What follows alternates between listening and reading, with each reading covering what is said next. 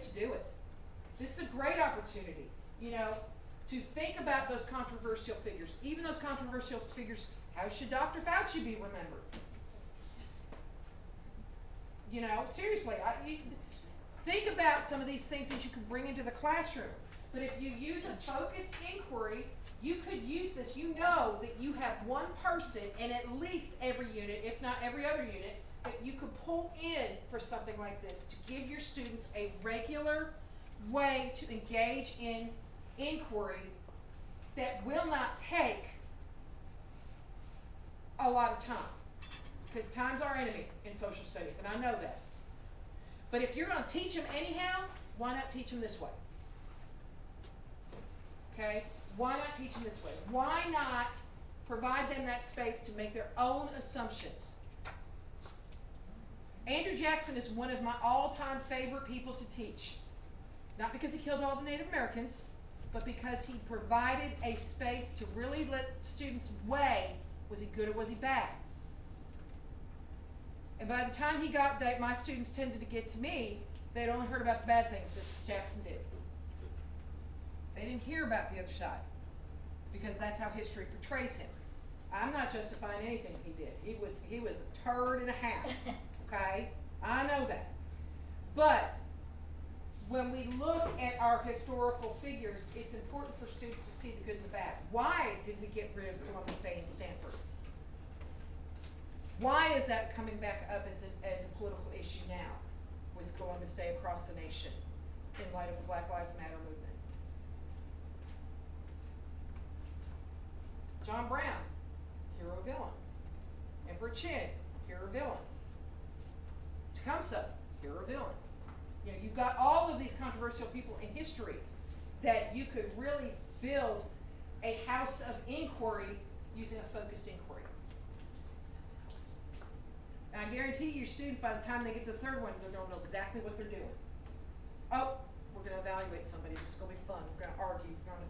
You could construct the argument as a structured debate in your class about the person.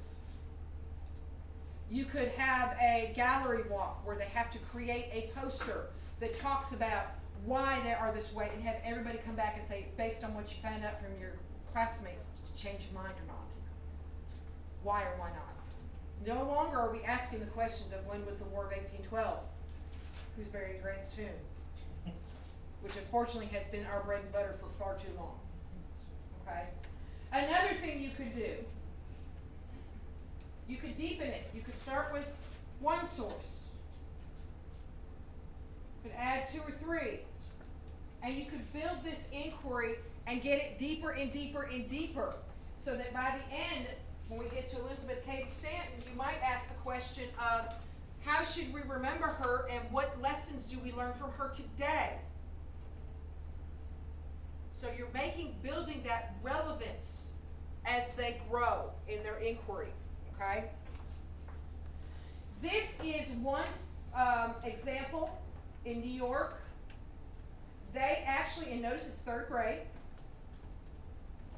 they chunked their units. I know that we have several schools here, elementary schools, that chunk their units where it's social studies and then science, and then social studies and science, or it's split between the two.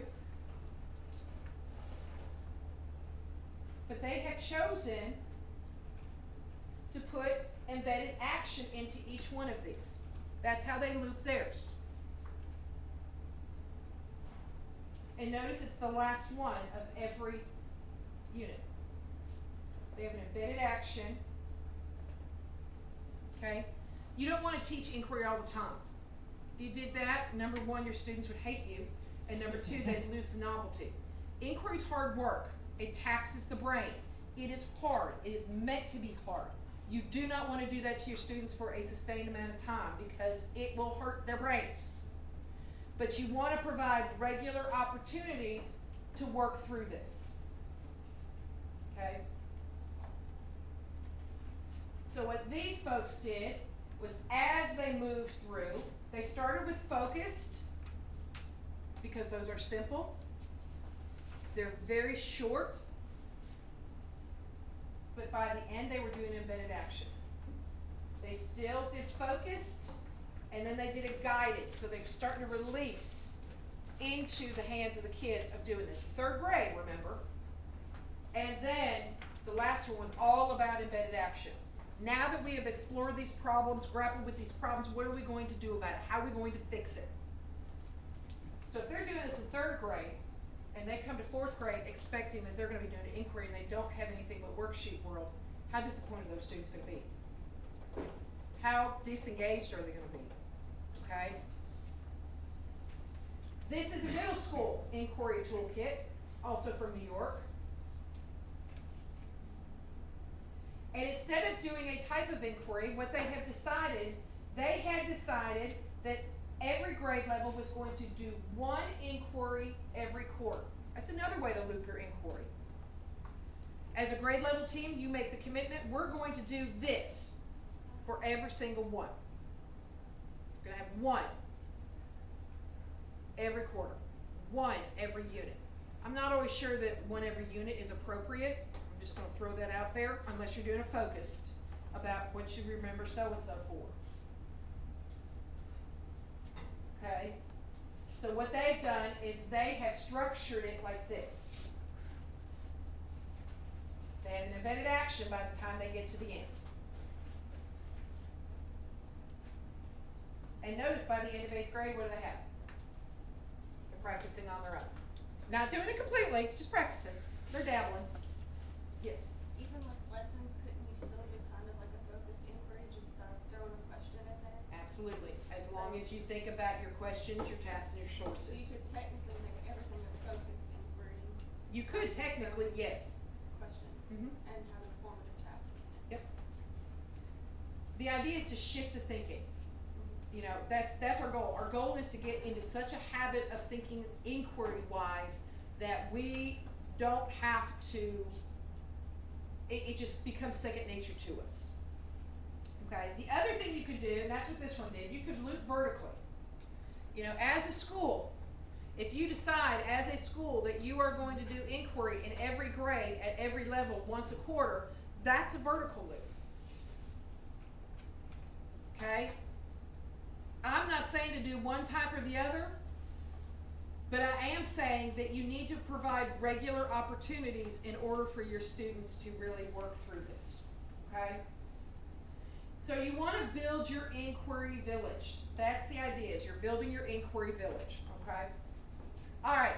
So let me go through a couple things on the right side of your folder.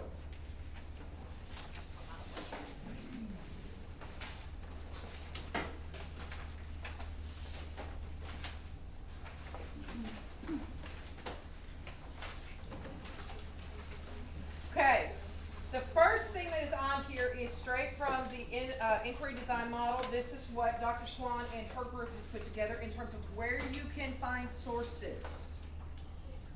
This is insane where you can find sources, and sometimes you can hop down the rabbit hole, never to be seen again. Okay? Some of the places that you want to find sources, and I'm going to show you a couple of things before we get into the taking informed action. I'm going to give you some exploration time and some time to talk with your colleagues. The next thing that I have on there is the historical thinking chart. This comes from Stanford Historical Education Group. Shay calls it. Sam Weinberg, if any of you familiar with Sam Weinberg, fabulous stuff. But when you look at this kind of what you want students to be able to do, you're going to notice your literacy connections right off the bat. You're going to notice the inquiry pieces right off the bat. Okay? So those are the two places. Now, let me get out of here a second. I'm going to give you some time because we got through this a little bit quicker than I thought I would. I'll give you some time to explore because I think I'm going to get a lot of questions about assessment this afternoon. If you go to c3teachers.org, how many of you have visited this site? If you have not visited this site, I highly recommend it. It is wonderful, fabulous, very good. When you go, it's free to join, you don't even have to join, but when you go here and you go to inquiries, this is where I got all of, just so you know, the IDM tab is where I got every single downloadable blueprint. There's all your blueprints. They're right there. And they are in Word. They will convert into Google Docs if you're a Google Docs person. So I want you to go to inquiries real quick. And I want you to explore here for a little bit. There are different inquiries. You can choose them by grade level. You can choose them by hub. Kentucky does have a hub. Here's our hub.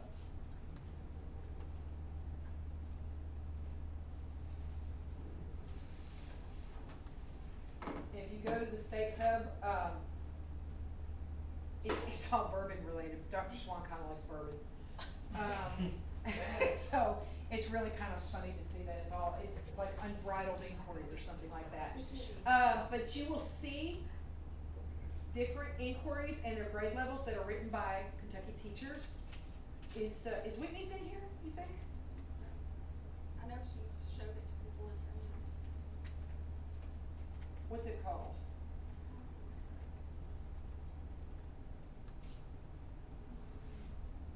If you would ask me any other time, I'll Of remember course, it. of course. Maybe you can find it in the blogs or something. I bet she wrote it. I bet you she did. I even had to write one in college about one. Anyone, bet you it's in anyone there. that works with her, you have to write a blog. The other thing that is in here is to select your topics. You've got topics that you can explore. So somebody give me a grade level or a topic and let's explore a little bit. Anybody?